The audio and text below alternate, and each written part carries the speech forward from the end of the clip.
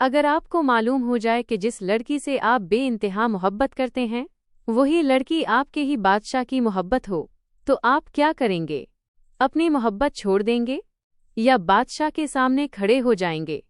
आज की कहानी सिर्फ मोहब्बत की नहीं, ये वफादारी, कुर्बानी और अंजाम की कहानी है, जहां एक गुलाम और एक बादशाह एक ही सुंदरी से मोहब्बत कर बैठते हैं। गुलाम के दिल में अचानक एक हुसैन सुंदरी के लिए मोहब्बत जन्म लेती है। ये वो मोहब्बत होती है जो नींद, सुकून और चैन सब छीन लेती है। आखिरकार गुलाम अपनी मोहब्बत से मिलने इसके घर जा पहुंचता है। जैसे ही सुंदरी गुलाम को अपने सामने देखती है, वो एक लम्हा ज़ाया किए बगैर गुलाम को घर के अंदर बुला लेती है। गुलाम लर्ज़ती आवाज़ में कहता है, मुझे आपसे मोहब्बत हो गई है, आपकी मोहब्बत ही मुझे यहाँ तक ले आई है। सुंदरी ये सुनकर हैरान रह जाती है, मगर इसी लम्हे गुलाम को बादशाह की तरफ से बुलावा आ जाता है। जब गुलाम बादशाह के हुजूर पहुँचता है तो बादशाह उसके चेहरे की खुशी देखकर कहता है, आज तुम बहुत खुश नजर आ रहे हो। गुलाम सच छुपा नहीं पाता और कहता है, मुझे भी आपकी तरह मोहब्बत हो गई है, इसके बगैर जीना मेरे लिए मुश्किल हो गया है। बादशाह मुस्कुराते हुए कहता है, चलो मुझे भी तो दिखाओ तुम्हारी मोहब्बत कैसी है।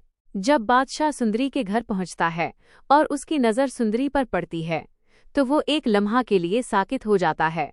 अगले ही लम्हे सुंदरी बादशाह को देखकर फौरन दरवाज़ा बंद कर लेती है। गुलाम हैरत से कहता है, लगता है आप दोनों की पहले मुलाकात हो चुकी है। बादशाह भारी आवाज़ में पूछता है, क्या तुम वाकई इस लड़की से मोहब्बत करते हो? गुलाम जवाब देता है, ये मेरी पहली और आखिरी मोहब्बत है। ये सुनते ही बादशाह की आंखों से आंसू बहने लगते हैं।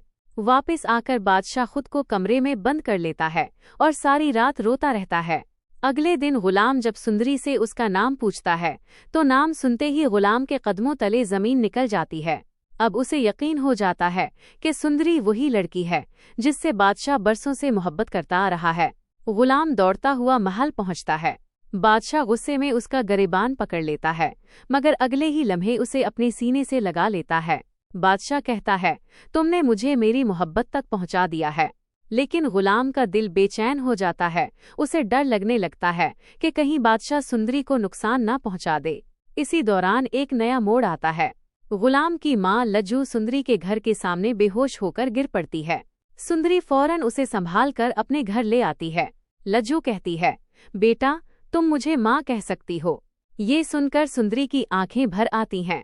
जब गुलाम अपनी माँ को सुंदरी के घर से निकलते देखता है तो वो हैरत और दुख में टूट जाता है। अब सवाल ये है, क्या बादशाह अपनी मोहब्बत के लिए जुल्म करेगा? क्या गुलाम अपनी मोहब्बत कुर्बान कर देगा, या फिर सुंदरी दोनों के दरमियान कुर्बानी बन जाएगी? अगर आप इस कहानी के बारे में मज़ीद जानना चाहते हैं तो हमारे चैनल ड्रामा नगर को अभी सब्सक्राइब करें, वीडियो को लाइक करें और कमेंट में ज़रूर बताएं कि गुलाम सही है या बादशाह।